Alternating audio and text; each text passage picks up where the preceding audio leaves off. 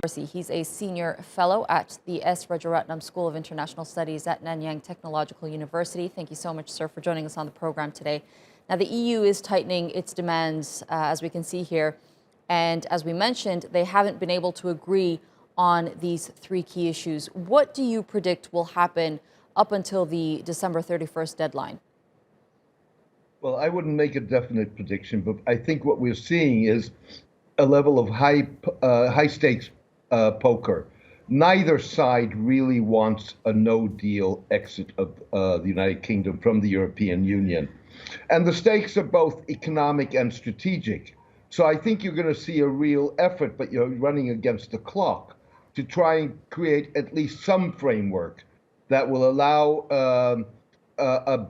that will avoid a no-deal exit and will enable the parties to further negotiate what are sincere differences.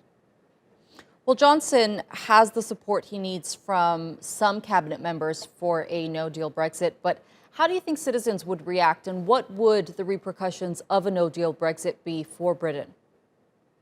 I think we're going to have to wait and see, because if there is a no-deal exit, then what you're going to see is that the British business, as well as the British public, is going to really feel the impact of that. You've already had business saying, we're not prepared. We don't even know what we're supposed to prepare for.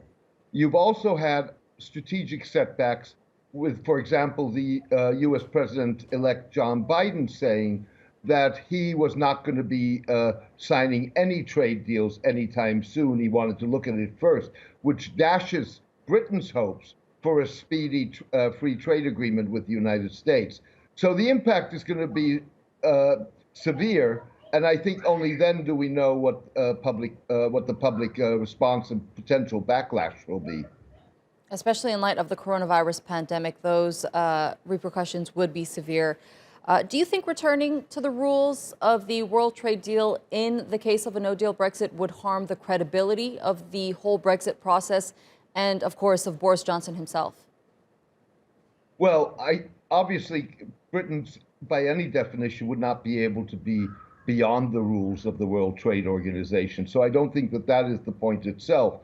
What I do think is that what is ultimately going to determine this, particularly in an environment of an economic downturn and the pandemic, of how Britain fares once there is an exit, certainly an exit with no deal.